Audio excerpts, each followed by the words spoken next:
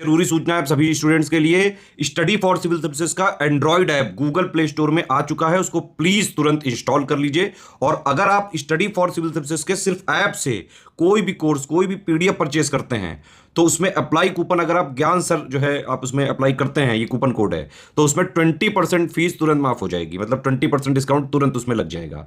ज्ञान सर लिखना है, नॉर्मली ज्ञान सर स्मॉल लेटर में है सब कुछ, कोई स्पेस नहीं, कोई कॉलम नहीं, सिर्फ ज्ञान सर, GYANSIR। इस तरह से अगर कूपन कोड लगाते हैं आप ऐप में बाई करने से पहले, जो अप्लाई कूपन वाले में आता है, तो 20% का डिस्काउंट तुरंत मिलेगा। वीडियो देखिए। नमस्कार दोस्तों आज मिडिवल हिस्ट्री का बहुत इंपॉर्टेंट टॉपिक शुरू करा है मैंने, विजयनगर साम्राज्य। इससे सवालों का सिलसिला बढ़ता जा रहा है। देखिए, आप लोग दिल्ली सल्तनत, मुगल एम्पायर, इस पे ज़्यादा ध्यान देते हैं, है ना। पर अब सवाल नए नए जगहों से बनने लगे, नए नए टॉपिक से बनने लगे। हालांकि ये पुराना टॉपिक है, इससे सवाल नहीं आते थे, पर अब हाल के सालों में काफ़ी आने लगे हैं। तो सबसे पहले बात करते हैं विजयनगर एम्पायर की। तो विजयनगर जो है ये एक शहर का नाम था और एक साम्राज्य भी था दोस्तों। अब इसका मैप भी दिखाऊंगा आपको। इसकी स्थापना कब हुई थी, किसने करी थी? हरिहर और बूका ने 1336 ईस्वी में इसकी स्थापना करी थी। किसने? हरिहर और बूका। ये नाम याद रखना, कई बार सवाल आ चुका है इससे। इसका जो राष्ट्रीय सिक्का था, ये कौन सा था? वराह या स्वर्ण सिक्का, वराह या स्वर्ण सिक्का, ठीक है। धर्म कैसा था इसका? कौन सा धर्म था? शैव धर्म था। कृष्णदेव राय का शैव धर्म ना होकर वैष्णव था, ठीक है। कृष्णदेव राय का क्या था? शैव धर्म ना होकर वैष्णव था, और धर्म जो था इनका शैव था। भाषा जो थी वो इनकी तेलुगु थी। भाषा कैसी थी? तेलुगु। और जो स्थिति थी इनकी, वो तुंगभद्रा नदी के तट पर विजयनगर था। कहाँ? तुंगभद्रा के तट पर। आइए मैप दिखाता हूँ। ये आपको दिख रहा होगा मैप में, ये है विजयनगर एम्पायर दोस्तों। ये दिख रहा है ना, ये विजयनगर पूरा एम्पायर है, ठीक है। तो विजयनगर एम्पायर देख सकते हो आप, तुंगभद्रा तटी के तट पे पूरा ये आपका केरल, कर्नाटक, आंध्र प्रदेश, ये पूरा कवर करता था दोस्तों, ठीक है। तो जितना बताया ये ज़रूर याद रखना। विजयनगर के और भी नाम थे, नूनिज एवं पेस ने बिस्नग। नूनी एवं पेस ने बिस्नग। निकोल कोंटी ने इसको क्या बोला था? विजयन गोलिया। क्या बोला था? विजयन गोलिया। अब्दुल रज्जाक ने इसे बिशनगर कहा था, बिशनगर। और समकालीन लोगों ने कर्नाटक साम्राज्योम कहा है ना। तो ये कई नाम है, नूनिज ने और पेशे ने इसको बिस्नग कहा है, बिस्नग। तो कुल मिला के आपको कौन से नाम याद रखने? एक बिस्नग के नाम याद रखना है। निकोलो कोंटी ने इसको विजयन गोलिया बोला था, अब्दुल रज्जाक ने बिशनगर बोला था, ठीक है। चलिए आगे बढ़ते हैं। प्रशासनिक उद्देश्य हेतु विजयनगर साम्राज्य को पहले कई राज्यों तथा प्रांतों, जैसे राज्य है, मंडल है, चावड़ी में विभाजित किया गया। मतलब जैसे ये पूरा एम्पायर है, उसमें राज्य हैं, फिर राज्य के अंदर मंडल है, मंडल के अंदर चावड़ी है। जैसे नहीं आज अब देश हो गया, देश के अंदर आपका राज्य है, राज्य के अंदर फिर शहर है, शहर के अंदर गांव है, ब्लॉक्स हैं, ऐसे डिवीजन कर दिया था। इसके पश्चात उनके वेथे में उपविभाजित किया गया, और यह नाडु से ऊंचा एक क्षत्रिय विभाग था, ठीक है। मतलब क्या क्या था? देखिए, एक मंडल होते थे या प्रांत, फिर वेथे होते थे, फिर नाडु होते थे, फिर सीमा होती थी, फिर स्थल होती थी। ये क्रोनोलॉजी याद कर लो, मंडल, वेथे, नाडु, सीमा, स्थल, ठीक है। ये क्रोनोलॉजी लगाने को आया था एग्जाम में एक बार, ठीक है। तो ऐसे याद रखिएगा, प्रांत, वेथे, नाडु, सीमा, स्थल, ठीक है। प्रांत, वेथे, नाडु, सीमा, स्थल, ठीक है। विजयनगर साम्राज्य में कुल 4 राजवंशों ने शासन किया है। ये मोस्ट इंपॉर्टेंट है। कितने राजवंशों ने शासन किया है? 4 राजवंशों ने। कौन कौन से? एक तो अवधि, ठीक है, और ये संस्थापक और अंतिम शासक, ये याद रखना। 1336 से 1485 जो था, ये संगम वंश का शासन था विजयनगर में। किसका? संगम वंश का शासन था। संस्थापक कौन थे? हरिहर और बूका। अंतिम शासक कौन था? विरूपाक्ष द्वितीय। अंतिम शासक विरूपाक्ष द्वितीय। फिर से बताता हूँ, 1336 से 1485, 1336 से 1485 संगम वंश, हरिहर और बूका संस्थापक थे, विरूपाक्ष द्वितीय अंतिम शासक था। 1485 से 1504 सालू वंश आएगा। कौन सा? सालू वंश। कौन सा वंश? सालू वंश आ जाएगा। नरसिंह इसके संस्थापक थे, और इमाड़ी नरसिंह अंतिम शासक थे। इमाड़ी नरसिंह। बहुत अच्छी लिस्टिंग है दोस्तों, ऐसी लिस्टिंग आपको पूरे भारत के किसी भी कोचिंग संस्थान में नहीं मिल सकती, गारंटी है ये। हमारी टीम बहुत कंपाइल करके इसको बनाती है। पहले हम लोग इसको हैंड रिटन नोट्स देते हैं, फिर उसको हमारी टीम कंपाइल करती है, बढ़िया से पीडीएफ फॉर्म तैयार करती है। तो अगर आप इसको लेना चाहते हो तो आप इन नंबरों पर कॉन्टैक्ट करके ले सकते हो दोस्तों। कंप्लीट तैयारी UPPCS BEO ROERO के हमारे ग्रुप चल रहे हैं। आप पेड ग्रुप ज्वाइन करेंगे, उसमें आपको वीडियो क्लासेस मिलेंगी, सब PDF मिलेगी, पूरा स्टडी मटेरियल मिलेगा, टेस्ट सीरीज मिलेगी, पेड क्विज मिलेगा। उतना जितना एग्जाम के लिए जरूरी, इतनी घिसाई हम आपकी करा देंगे दोस्तों, ठीक है।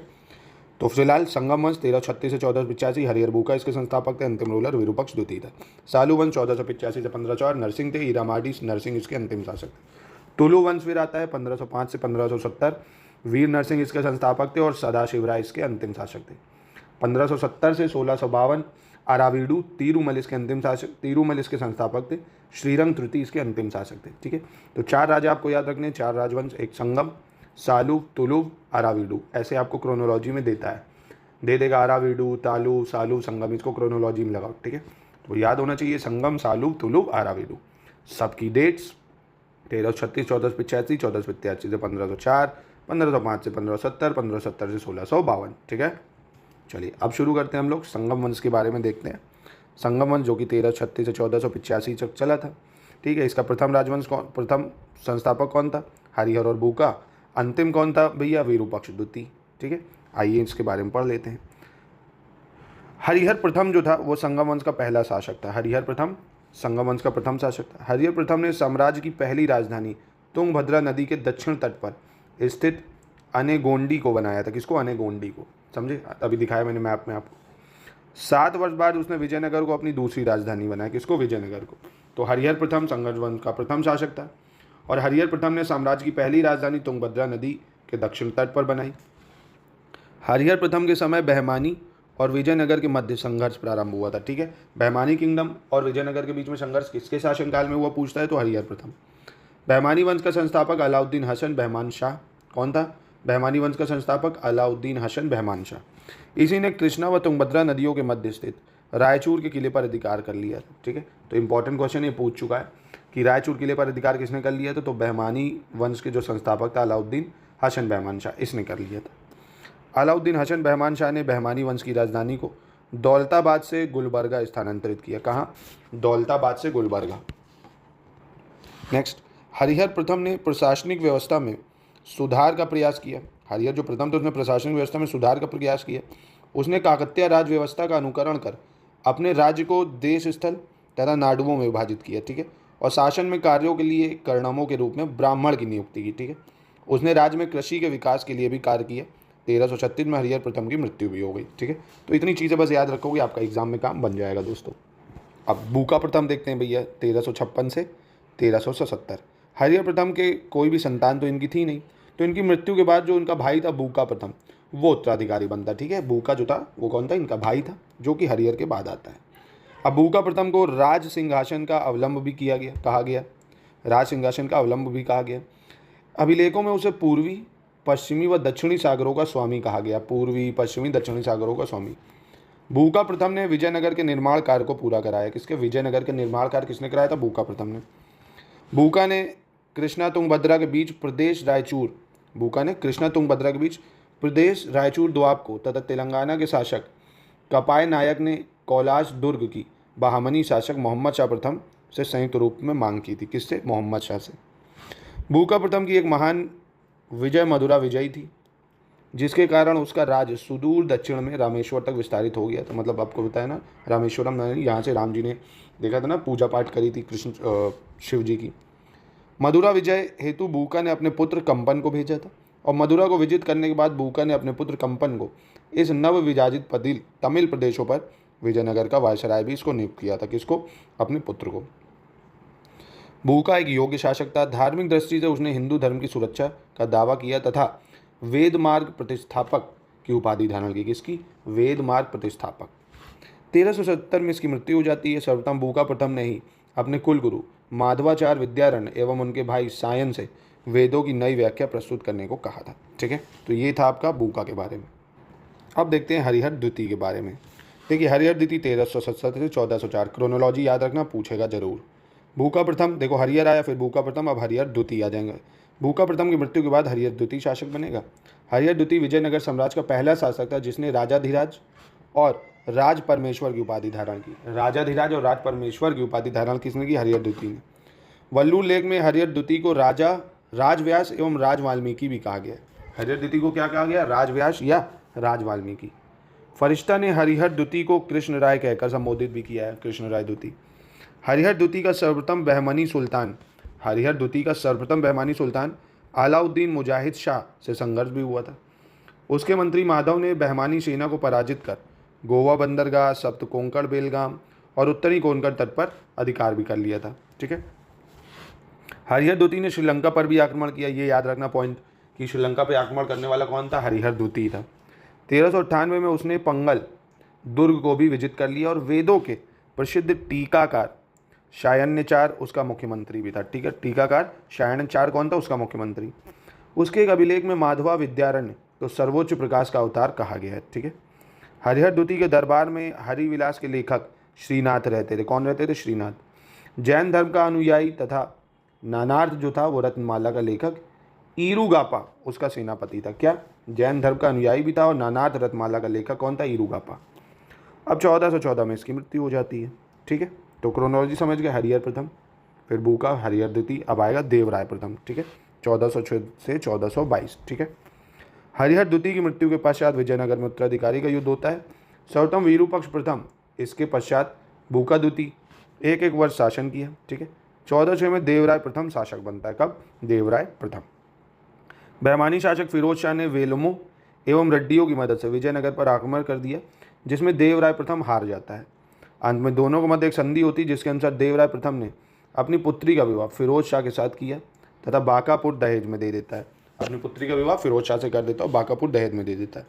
अब ये इसकी मजबूरी थी जो करता है ये। इस युद्ध को सोनार की बेटी का युद्ध भी कहा जाता है। ठीक है, तो आपसे एग्जाम में पूछ सकता है सोनार की बेटी का युद्ध किसको कहा जाता है? तो जब देवराय प्रथम ने अपनी पुत्री का विवाह फिरोज शाह के साथ करा था। ठीक है, अब 1470 में फिरोज शाह ने देवराय प्रथम के पनागल दुर्ग पर आक्रमण किया और सर्वप्रथम देवराय प्रथम ने ही सेना में घोड़ों के महत्व को समझा।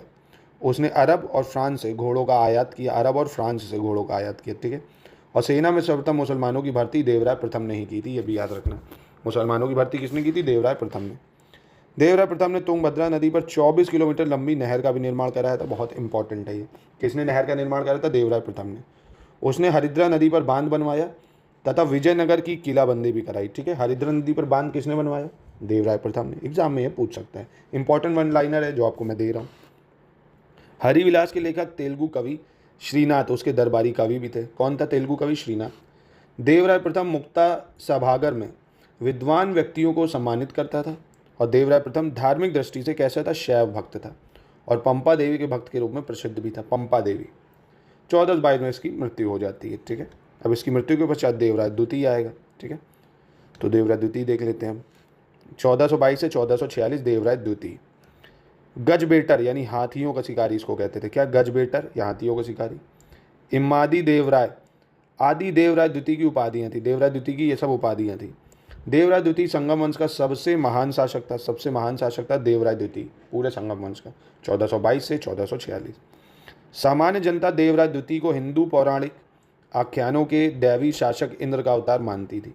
इंद्र का अवतार। महासुधा निधि एवं ब्रह्मसूत्र देवराय द्वितीय की रचना है। महासुधा निधि और ब्रह्मसूत्र देवराय द्वितीय की रचना है। देवराय द्वितीय और बहमनी सुल्तान अलाउद्दीन अहमद के बीच 1435 और 1443 में 2 बार युद्ध भी होता है। अलाउद्दीन अहमद ने देवराय द्वितीय से रायचूर दोआब में स्थित मुदगल दुर्ग छीन भी लेता है। देवराय द्वितीय ने सिंहासन के सम्मुख कुरान की प्रति रखवाई। सिंहासन के सम्मुख उसने मुसलमानों को राज्य में मस्जिद निर्माण की स्वतंत्रता भी दी और देवराय द्वितीय ने श्रीनाथ को कवि सार्वभौम की उपाधि दिया और उसका कणिकाभिषेक भी कराया। ठीक है, यानी मस्जिद बनाने की इसने परमिशन दे दी थी। विट्ठल स्वामी मंदिर के निर्माण की शुरुआत देवराय द्वितीय ने ही की थी, जो बना हुआ है। 1446 में देवराय द्वितीय की मृत्यु हो जाती है और उसके बाद विजय द्वितीय जो शासक बनता है। कौन बनता है? विजय द्वितीय शासक बनता है। इसने लगभग 1 वर्ष तक शासन करा। ठीक है, अब ये 2 राजा हैं जो आपको याद रखना है। एक मल्लिकार्जुन 1446 से 65। मल्लिकार्जुन ने भी अपने पिता देवराय द्वितीय की भांति गजवेटकर की उपाधि धारण की। किसकी? गजवेटकर, जो कि उनकी थी वही इनकी। मल्लिकार्जुन के समय बहमानी सुल्तान ने वेलमों की राजधानी राजकोंडा पर अधिकार कर लिया और कपिलनेंद्र ने मल्लिकार्जुन से कोंडाविड्डू एवं उदयगिरी के दुर्ग को भी छीन लेता है। मल्लिकार्जुन के शासनकाल में माहुयान नामक चीनी यात्री, ये आपको याद रखना है, मल्लिकार्जुन के शासनकाल में माहुयान चीनी यात्री समुद्री यात्रा कर विजयनगर आया। बहुत इंपॉर्टेंट पॉइंट है।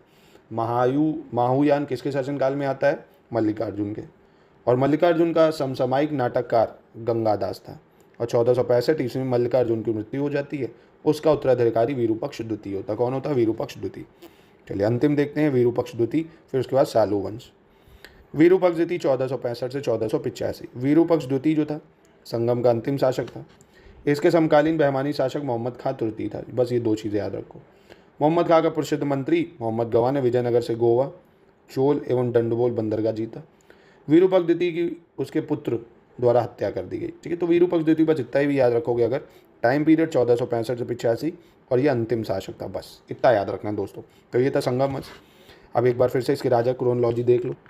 तो सबसे पहले अगर एग्जाम में पूछ ले कौन आया तो सबसे पहले क्या लिखोगे, हरिहर प्रथम। ठीक है, हरिहर प्रथम। फिर बूका प्रथम, अभी टाइम पीरियड बता दे रहा हूँ एक बार, ये जरूर लिख लेना जो बता रहा हूँ। उसके बाद हरिहर द्वितीय आ जाएगा, हरिहर द्वितीय आ गया। उसके बाद कौन आएगा याद है, देवराय प्रथम। कौन था, देवराय प्रथम हो गया। ठीक, याद रहेगा ये चीज़। देवराय प्रथम के बाद कौन आएगा भैया, देवराय सेकंड आ जाएगा, देवराय द्वितीय आ गया। ठीक है, फिर मल्लिकार्जुन, मल्लिकार्जुन और विरूपाक्ष, विरूपाक्ष द्वितीय। ठीक है, तो ये आपको 1 2 3 4 5 6 7 रूलर याद रखने, एग्जाम में पूछता है। हरिहर प्रथम, बूका प्रथम, हरिहर द्वितीय, देवराय 1, देवराय 2, मल्लिकार्जुन, विरूपाक्ष द्वितीय। ठीक है, याद जरूर रखना। अब हरिहर प्रथम का टाइम पीरियड क्या था दोस्तों, 1336 से 1356 हो जाएगा। ठीक है, बूका प्रथम का 1356 से, याद रख लेना एग्जाम में पूछता है क्रोनोलॉजी। ठीक है, RO में तो बहुत पूछता है। हरिहर द्वितीय 1377 से 1404 था। ठीक है, देवराय प्रथम का 1406 से आएगा 1422 से। ठीक है, देवराय सेकंड का टाइम पीरियड 1422 से आ जाएगा 1446। ठीक है, 1422 से 46 काफ़ी समय तक रहेगा। फिर 1446 से 1465 तक मल्लिकार्जुन और विरूपाक्ष द्वितीय 1465 से 85। ठीक है, तो ये याद रखना, इससे आपका काम बन जाएगा। बाकी अब कल के वीडियो में सालू वंश शुरू करेंगे। इसको कंप्लीट वीडियो आप चाहते हो, बढ़िया पिक्चर्स, बढ़िया स्टडी मटेरियल, तो इन नंबरों पे कांटेक्ट कर सकते हो। ठीक है।